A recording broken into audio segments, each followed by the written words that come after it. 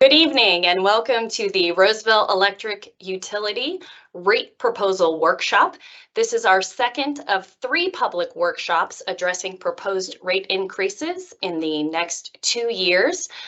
Being that it's just after work time, we're going to give people a couple of more minutes to log on. So we appreciate your patience and we will get started shortly.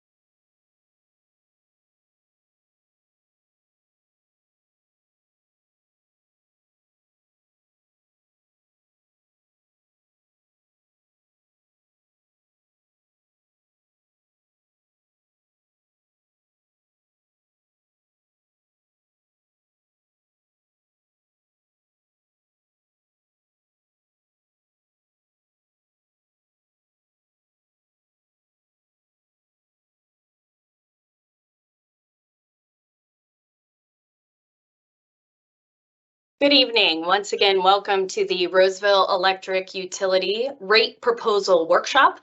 I'm Erin Fry, Public Information Officer for Roseville Electric. We appreciate you joining us this evening for our second of 3 public workshops about our proposed rate increases over the next 2 years. A little bit of housekeeping before we get started this evening. For those participants that would like to ask questions, we encourage you to ask questions throughout the entire presentation. We will have time at the end to answer those questions. You will click on the chat bubble with the question mark located inside, at which point you can enter your question. We have staff in the background that will be monitoring those questions and passing those along to our presenters at the end of the formal presentation. Again, we encourage you to submit those questions throughout the presentation so we can get as many of those answered for you as possible. Before we get started, we also want to remind you that we have held a workshop already this month. Our first workshop was held on January 4th. That recording is available on our rate proposal website, which is located at roseville.ca.us/rates. That is also where, after the outreach period, you will be able to find all of the frequently asked questions from our outreach sessions before we go to the Public Utilities Commission and Council sometime in March. So with that, we will go ahead and get started with this evening's presentation. I am going to pass it over to our Assistant Utility Director, Eric Campbell.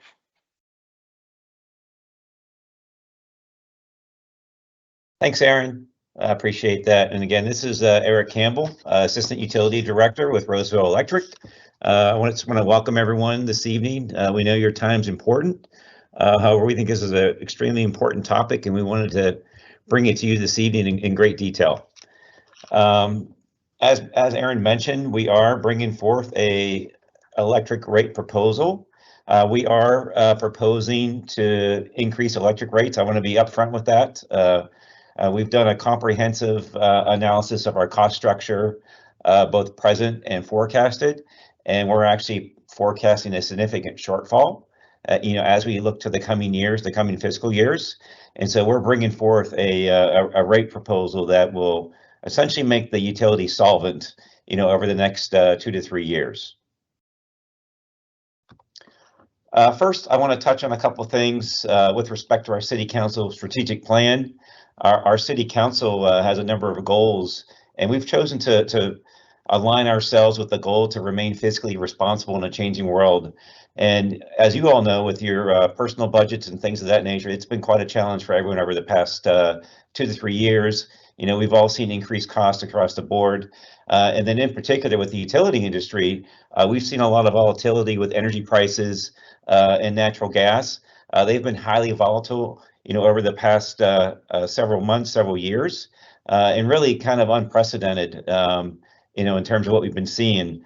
And there's been a couple drivers with respect to that. Number one is really the volatility that we're seeing now really kicked off a couple years ago with the attack by Russia on Ukraine, and that really rocked the energy market across the globe. And so there's really impacts of that. It really reverberates back here in Roseville, believe it or not. So we're really tied to the international community with respect to energy. And then also liquefied natural gas exports. The U.S. Most recently became the #1 exporter in the world of LNG, liquefied natural gas. And so that's also putting pressure on gas prices here at home. Next, the City Council strategy. The City Council has a number of strategies, and we've aligned ourselves with balancing the utility operating costs to maintain competitive rates. And this really speaks to our cost discipline, over the past several months and years to hold our costs in line as much as possible. However, power supply costs are a significant portion of our budget, about 60%. And so kind of how power supply costs go, our rates go. And we're going to be talking about that in a little more detail a little bit later on. And then finally, our departmental mission is to really deliver safe, reliable electricity at competitive rates with exceptional service. And this is really about you all. We have you at heart here. And so we really take this mission to heart in delivering this service to you. Next, we want to talk about our rate policy. Our rate policy is approved by City Council, and this really guides our decision-making process with respect to how we set rates. We are a publicly owned utility. We're a nonprofit. We cannot over-collect. So when we set rates, we're setting rates to recover our cost dollar for dollar. There is no buffer, contingencies, anything like that within these rates. It's nothing like an investor-owned utility where they build in profit and return and things of that nature. So it's really a dollar for dollar recovery endeavor. I want to call your attention to the adequacy policy. This is one of the more important policies that we have guide our rate setting process, and it's really to have adequate revenues to operate the utility. And it's all about having a balanced budget, ensuring we're bringing in enough revenues to cover our forecasted cost. Next, fair and equitable policy. And this gets back to the cost to serve each customer. We want to make sure that there's no customer subsidizing another customer. And that really gets back to the groups. We have 5 flavors of customers, if you will. We have the residential and then 4 a different scale of commercial customers. And so we go through an extensive process to make sure there's no cross subsidization. And then lastly here, but not least, is the stability policy. Our preference is to do incremental rate increases, to really, lessen the impact on customers as much as possible. However, we are bringing forth 2 9% increases, and I'll talk about that in the next page. And it's really a situation where we cannot wait with respect to the 2 9% and stretch those increases out over a longer period of time. We really find ourselves in a situation where we need that revenue much sooner than we had originally anticipated. And so more specifics here on what we're proposing. First here is we are proposing to make the energy surcharge permanent. That was the 8% energy surcharge that we put in place in February of 23. Our original intent was to have that to be temporary and for it to expire in December of 24. But what we're finding is the energy markets, the power supply markets are staying elevated, and we really don't see much relief ahead. In fact, that's contributing to some of the 9%, the 2 9% that we're proposing as well. Secondly, here again, we're proposing 2 9% rate increases across all customer groups. The first 9% would go into effect if approved June 1st of 2024. The second 9% would go into place on January 1st of 2025. So collectively, we have the 8% and the 2 9%. And next, I'm going to turn it over to Joanna Cucci to speak to our financials.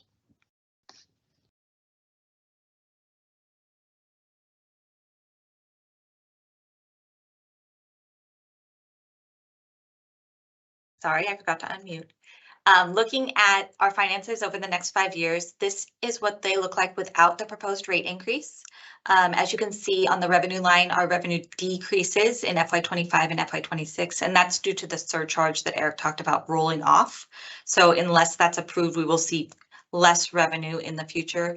Looking at the bottom line, the net cash flow line, as you can see, these are pretty large negative numbers. We're looking at 30 million negative in FY25. Going up to 76 million negative in FY28. So we do need to make a change to our rates in order to avoid going into the red quite substantially. One of the largest drivers of this increase, as Eric talked about, is our power supply expense. From FY24 to FY28, power supply expenses are looking to increase 27% over that time period. So we are going to need to raise rates to manage the increased costs that we're seeing in power supply expense. Operating expense. Our capital program is generally pretty stable, so that isn't increasing as much. Generally, what's driving the operating expense is just general inflation and increases in labor costs. Moving on to the next slide, this is our rate proposal. So looking at the revenue line, this would be after keeping the 8% surcharge and adding 2 9%, one in June of 2024 and one in January of 2025. As you can see, this puts us back into the red through FY26 and in much better shape for FY27 and 28 than the previous slide. This will collect additional revenue in FY25 of about $31 million and then ramping up in FY28 to $50 million. So that does get us in the red, as I said, through FY26. So looking at how this will impact our customers, looking at our residential customer, currently the average residential customer bill is $130. This is including the 8% surcharge that is currently in effect. As of the June 1 increase, they would be looking at $142 and then January 1, 25, $154. So the total increase to the average residential customer bill after both increases would be $24. Moving on to the small commercial class, this is things like coffee shops and salons, some of our smaller businesses. The current average bill for this customer class is $178. After the first increase, it rises to $195 and then $212 for an increase of $34 after both increases. Medium commercial are things like grocery stores, gyms, drugstores, that type of business. Currently, the average customer bill is $3,400, going up to $3,800 and then $4,100. So an increase of about $652 a month. Big box high schools fall into like our large commercial, so businesses of that type. The current average bill for that customer class is around $34,000 per month. After the first increase, it goes to $37,000 per month and then to $40,000 per month for an increase of $6,386 on average for that customer class. And lastly, we have our industrial customer class. These are things like large EV charging stations, manufacturing, some of our large wastewater treatment plants. The current average bill for this type of customer is $115,000, and after the first increase goes to $126,000 and then to $137,000 for an average bill increase per month of $21,750 for this customer class. This slide shows how we compare against our neighboring utilities. So our neighboring utilities are PG&E and SMUD. Starting with PG&E, in comparison to PG&E, after the 2 rate increases based on PG&E's current rates, we'll still be approximately 50% lower than PG&E across all customer classes. The range is from 56% down to 48%, but right around 50%. Looking at our comparison against SMUD, we're pretty even among most customer classes with a -1% against SMUD in residential to a positive 7% in our medium commercial class. So depending on the class, we're above and below SMUD by a tiny amount. And this is assuming all of our increases, and SMUD has published their increases through 2025. So those are about even looking forward. One thing we are proud to say is that Roseville Electric customers save more than $230 million per year compared to what they would pay as a PG&E customer. This $230 million is flows through our community, through our businesses, and this is just more money that can be spent by our customers, in our businesses, by our businesses. So it's basically a Roseville Electric acts as an economic driver in Roseville, just with the amount of savings that our customers have. So why is the rate increase needed? As Eric mentioned, we are seeing persistently high power supply costs. We were really hoping that the increase that started with the conflict in Ukraine would temper and then those prices would come down, and we are not really seeing those prices come down. So we do have to make more permanent adjustments to our rate structure to account for that. Again, as Eric mentioned, natural gas is more and more subject to global energy market forces. Natural gas exports are expected to rise 30% between 2022 and 2024, and then double by 2028. So we will continue to see more competition in the gas market from other countries who are looking to import. We do have an expiration of a lease agreement that Roseville Electric had with the Department of Water Resources.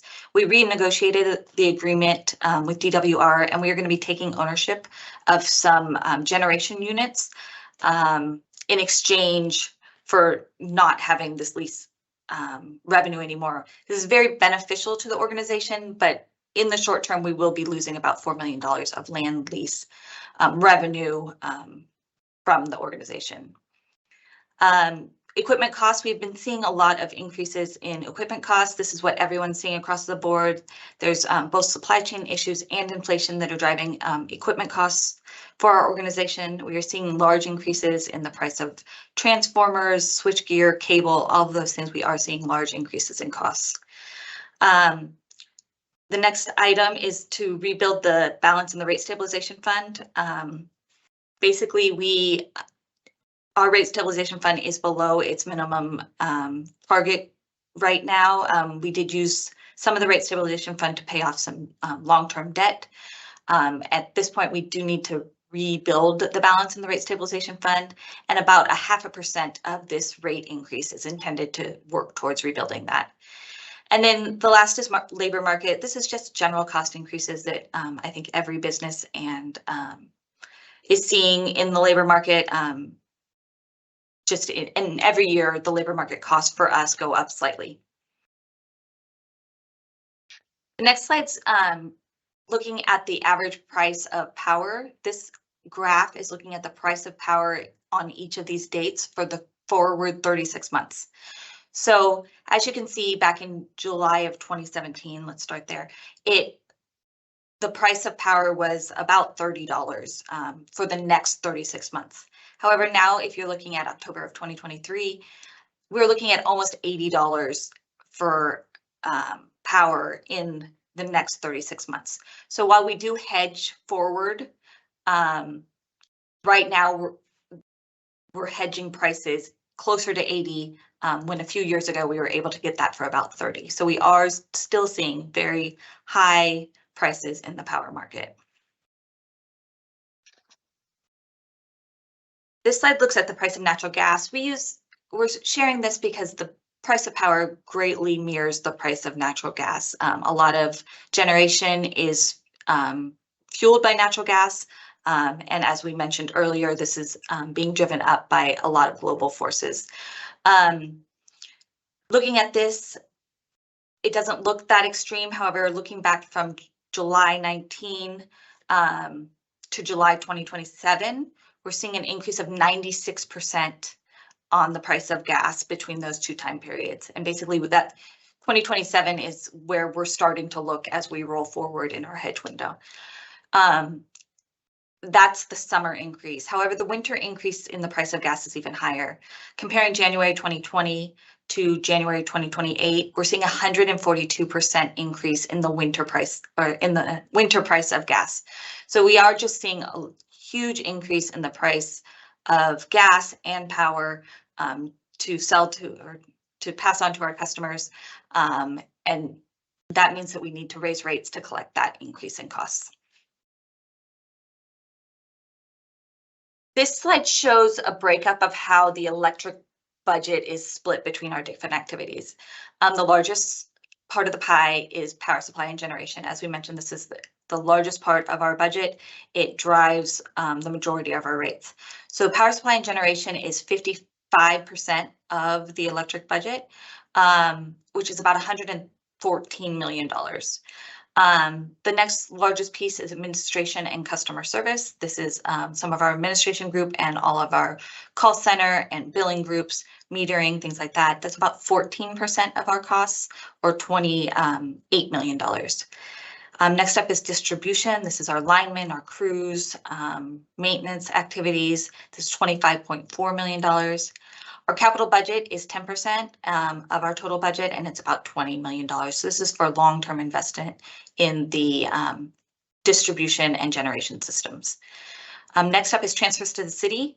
This is 6% of our budget, and this is things like the payment in lieu of taxes or franchise fee, and services that the city provides the department, such as legal, HR, and those kind of activities, IT.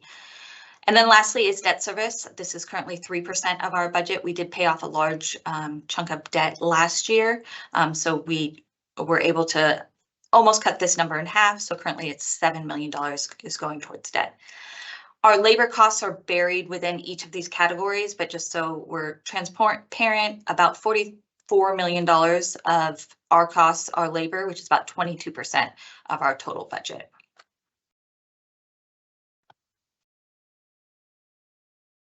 Thanks, Joanna. Next, we want to talk about the actions that we've taken to mitigate cost increases. And just, real quick, I wanted to touch on this a little bit more. When we bring a proposed rate increase to you, we've taken as many steps as possible internally to keep that increase as low as possible. Back when we proposed the 8% energy surcharge a couple years back, Joanna mentioned the lease revenue, the lease agreement with the state rolling off. That $4 million of lease revenue basically offset 3% in potential increases. So that increase could have been 11% versus 8%. And then we also mentioned we'd pay down some debt back during that same time frame. And I believe that our debt service reduced by about $5 million. That's another 3%. And so we could have been looking at a 14% increase the last time we came before you with an increase. So we are doing what we can with what we have, but we're really at a point now where we need to bring proposed increases to you. Some of the things we are doing is portfolio optimization within our hedging program. We do lock in some prices going out up to 3 years.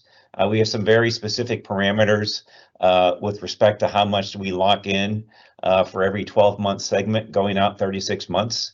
We've been a little more aggressive to lock in some prices as we look ahead, and to give you a little bit more better idea of what our costs are going to look like going forward, a little more price stability, and we're being as transparent as we can with this particular proposal.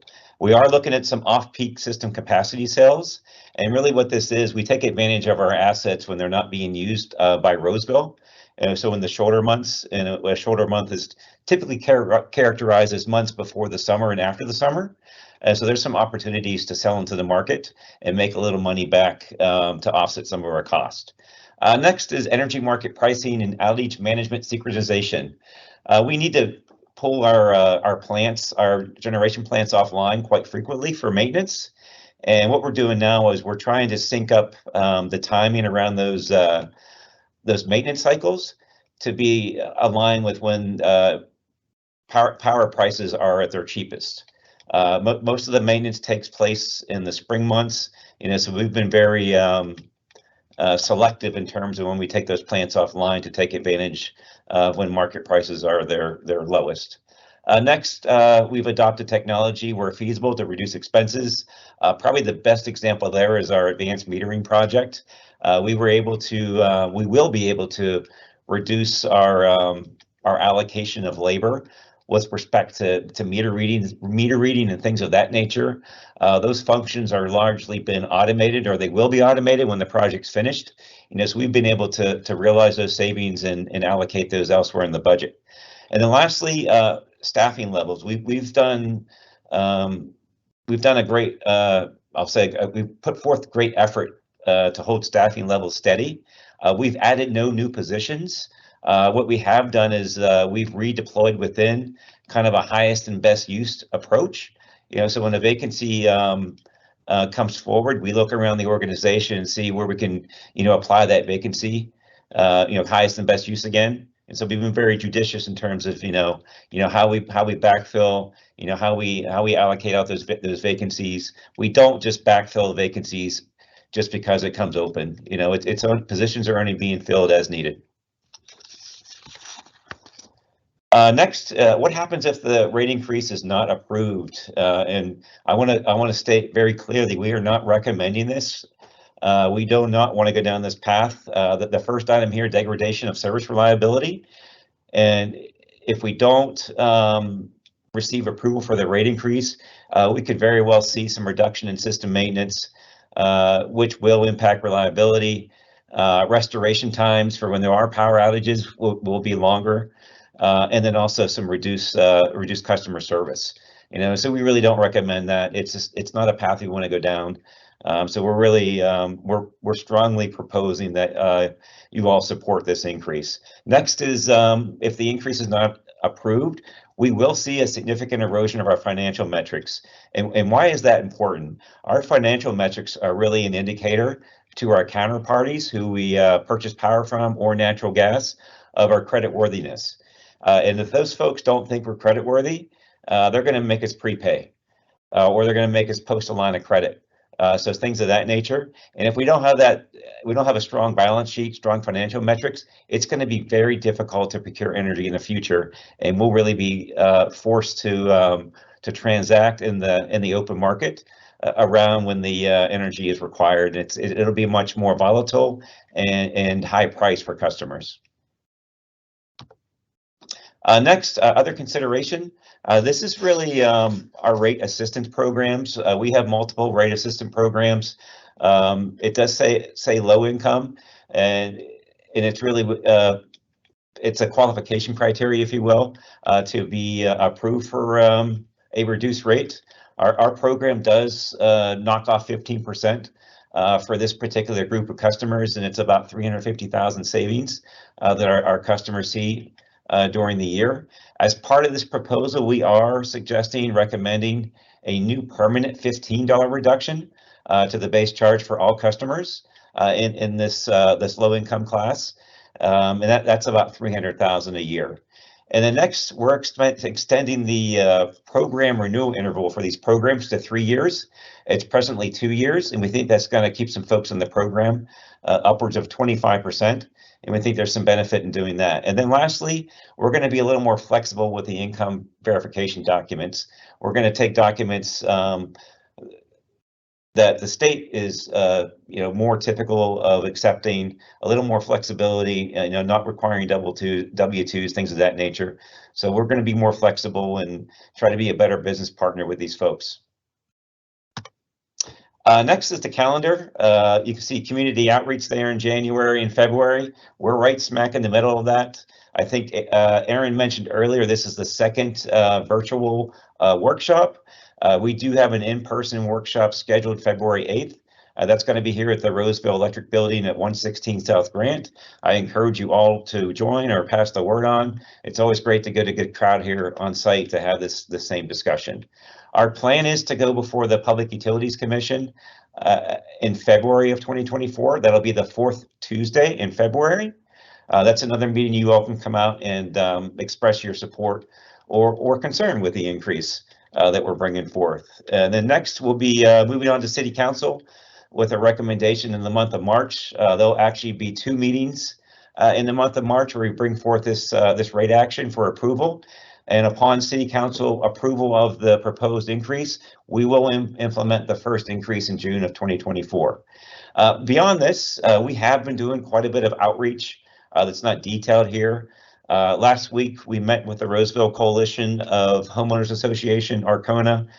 We had a good discussion with them. Tomorrow, we're meeting with the chamber, and so we're going to get some information out to them and answer all the questions we can. And then we're also meeting with some of our larger customers that want a little bit more additional detail. And if you have any questions, like Aaron mentioned earlier, please check the website, There's prior presentations out there. There's lots of information, Q&As, things of that nature. Or you can call into our customer service center, like Aaron mentioned earlier. And there's the number for our customer service center. It's 916-774-5300. Again, it's 916-774-5300. And then there's the web address for the website. With that, I want to thank everyone for attending, for calling in, taking some time out of your busy calendar. This is an important subject. We wanted to bring it forward to you, get your feedback, get your thoughts on it.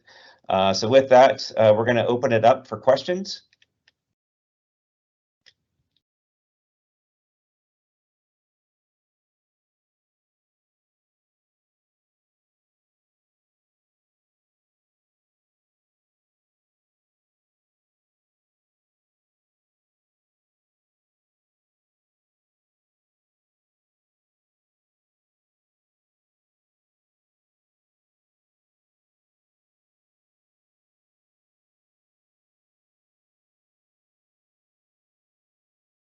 Do we have any questions? Again, thank you. We have no questions at this time. Eric and Joanna, thank you so much. We encourage anyone who has a question to enter that into the chat box, the Q&A session at the top of your screen, which is the chat bubble with the question mark inside. We have plenty of time to answer those questions. Again, in addition to other outreach that's taking place in the community, you can find information on our website, which is listed on your screen. There you will also find the recorded presentation from our first virtual workshop, which was held on January 4th. And as Eric mentioned, we do have an in-person workshop as well, a great opportunity to engage with both Eric, Joanna, and other staff here at Roseville Electric and ask any additional questions that you may have before this rate proposal goes to the Roseville Public Utilities Commission in February. So I will pause for a moment to allow people to enter any questions they may have. Again, you can access the Q&A section by clicking on the chat bubble with the question mark inside at the top of your screen.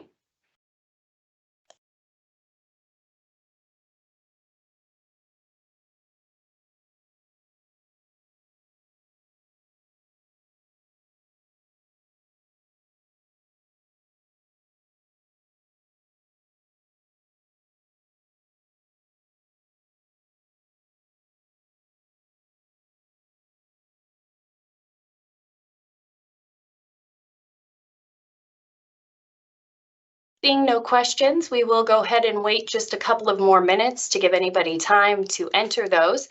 If you were unable to ask a question tonight and would like to submit a question to the team here at Roseville Electric, you're welcome to call our customer service team. That number is listed on the screen. Or also, please do join us or share the information with your neighbors. Please, for our February 8th in-person meeting, that meeting will be located right here at the Roseville Customer Service Center, located at 116 South Grant Street, which is right across Vernon Town Square from the Roseville Civic Center. So seeing no questions, we will end tonight's presentation. Again, thank you so much to our presenters, Assistant Utility Director Eric Campbell and our Financial Administrator Joanna Cucci. We do have one question that's come through from Stacy. Stacy, thank you so much. The question, when will City Council vote on this proposal? Eric, I'll let you explain, if you will, that process beginning in March. Joanna, do you want to take that? Sure. So when we adopt a rate action, it requires 2 readings at the City Council. Both of those will be in March. The first one would be on March 6th, and the second one would be on March 20th. The hearing is typically done at the first meeting, so March 6th, and then it is read again on the 20th, at which point the council would vote on the action.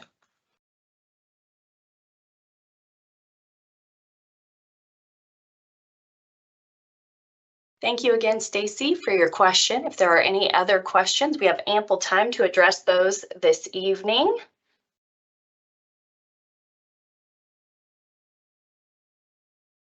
Again, we thank you for joining us this evening and spending time to learn more about the proposed rate increases from Roseville Electric Utility. The information you saw this evening during this presentation will be available on our website. You can find the recorded workshop from January 4th available. Again, City Council will be voting on this rate case proposal in March. There are 2 readings before it becomes official. The first reading is at the beginning of March, and the second will happen on the 20th, at which time, if approved by City Council, the first increase would go into place in June of 2024, the second going into effect January 1st of 2025. Thank you very much for the questions this evening and your engagement. We hope to see you or your neighbors at our upcoming workshop on February 8th. That will be an in-person event beginning on 6 p.m. on February 8th, right here at the Roseville Customer Service Center. You can find additional information about past workshops or future workshops, in addition to much of the information that was shared with you this evening, on our rates website listed on the screen in front of you, which is roseville.ca.us/rates. With any additional questions, if you're unable to attend one of our outreach events, please feel free to reach out to our customer service team and we will get those answers to you promptly. Again, thank you to Eric and Joanna for the presentation this evening. We appreciate your time and we look forward to seeing you in the future. Good night.